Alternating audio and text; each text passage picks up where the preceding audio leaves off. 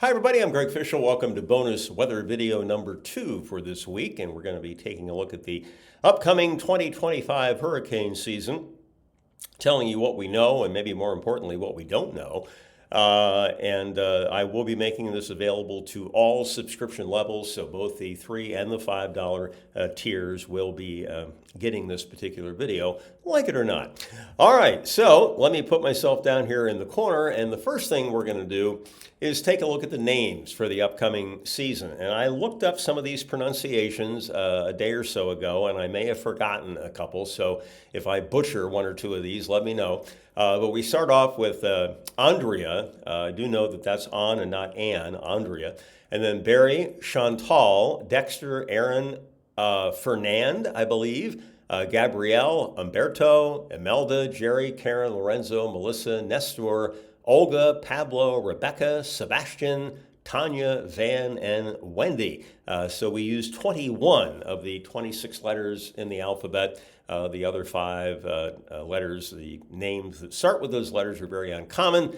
And actually, these names are selected to try to represent as many cultures that are affected by tropical cyclones as possible. So some of the names may look familiar to you because they repeat every 6 years, okay? The only way they don't repeat is if it's a really significant system and the name is retired. 3 systems from last year's names were retired. I'll talk about that in fact, right now. So Beryl, which I believe was the earliest Category 5 on record, and Helene and Milton, those 2 storms in the Gulf of Mexico, those 3 altogether were all retired as names in 2024. So there will never be another Hurricane Beryl, Helene, or Milton.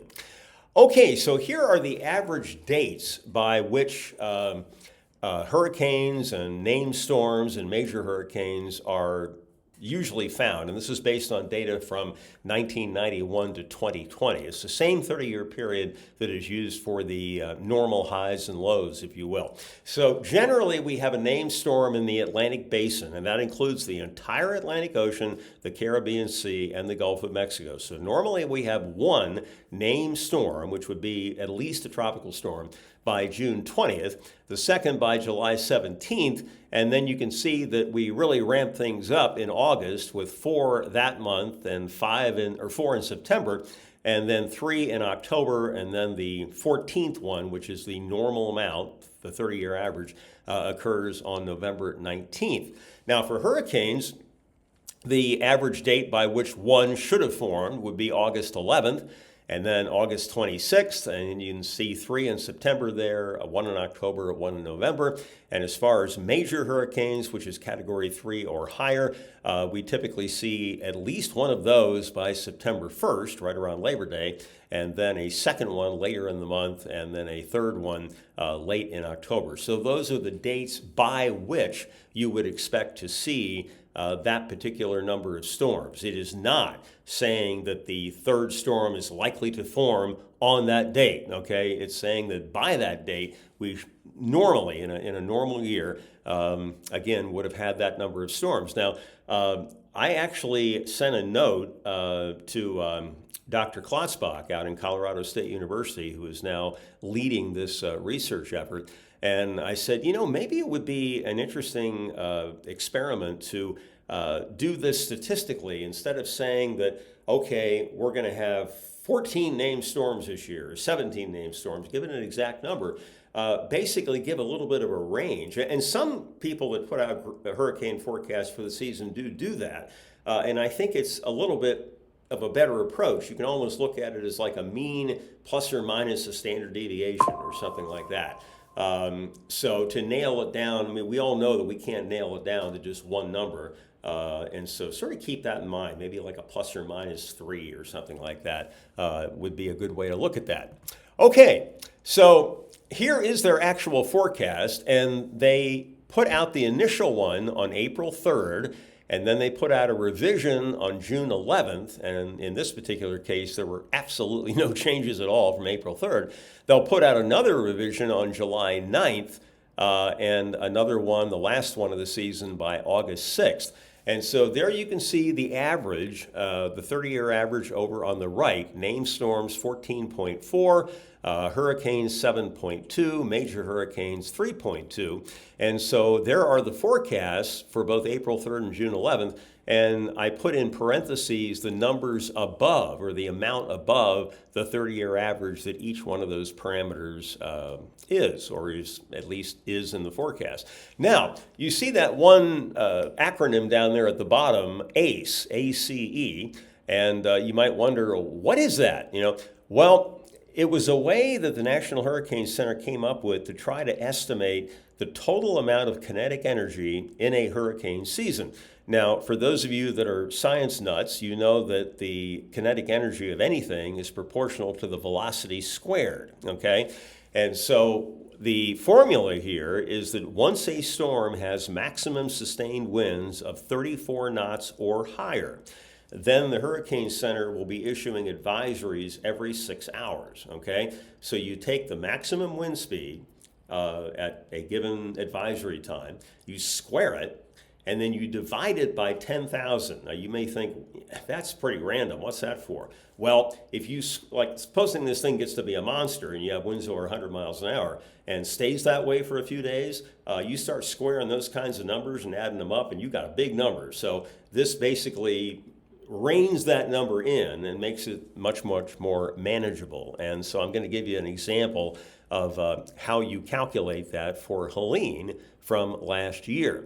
So Helene really didn't last very long. It formed on the 24th of September, and the last advisory that was issued was around 2 o'clock local time on the 27th. So this thing formed, really took off, got to Cat 4 status, and then, of course, we all know what it did in the North Carolina mountains. It was devastating, and then quickly fell apart after that, at least from a wind standpoint. But we all know that the rain amounts were just absolutely astronomical. But anyways, so over on in the third column there, you see the maximum sustained winds, and this is in knots, okay? 1 knot is equal to 1.15 miles per hour. So the difference between knots and miles per hour gets bigger and bigger as the numbers get bigger and bigger, okay? I think 64 knots is, I think it's 73 or 74 miles an hour, but so 64 knots is the threshold for hurricanes in knots, all right? So maximum sustained winds start off at 40, you square that, you get 1,600. 45, square that, 2,025. 70, square that, 4,900. And then September 27th in the evening, 120 knots, you square that, you get 14,400, and so forth. And so then on the far right, you divide those numbers by 10,000, and so you can see that the ACE values jumped by over a full point at its most intense point on September 26th into the 27th. And the total ACE for the storm was 7.1475. Now, if you simply looked at maximum sustained winds and didn't look at the duration of this storm at all, then it could end up unleveling the playing field a little bit, okay? So by doing this, Helene was certainly a major hurricane, no question about it, but it didn't affect the overall Atlantic basin and the landfall areas for all that long of a period of time, okay? I mean, the after effects, yes, but the storm itself, no. And so this is a way to sort of take that into account. And then if you have a storm that, lasts 20 days out in the middle of the Atlantic, and most of that time is really, really strong, they're going to have a really high ACE value because of the fact that it lasted an incredibly long amount of time. There was one other point that I wanted, yes, okay, before I sign off here. Very important to understand that when you hear an advisory that says maximum sustained winds, like in the case of Helene, just before landfall, maximum sustained winds at 140 miles per hour. And rarely is that kind of wind ever observed over land. And then people start the conspiracy theories about, they're blowing it out of proportion. They're purposely inflating those numbers. No, they're not, okay? The 140 is anywhere in the circulation, okay, as the aircraft is flying through it. That's the highest wind speed it got anywhere in the entire hurricane, okay, especially near the eye wall. The chance of that area coming over top of an observing station near the coast is incredibly small, okay?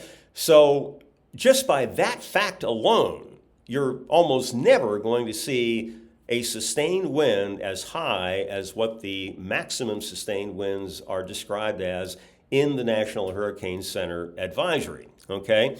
Now, the other thing that comes into play is friction. There's a lot less friction over water than there is over land, and so when a tropical cyclone comes inland, then it will see a great reduction in the surface wind speed because of that.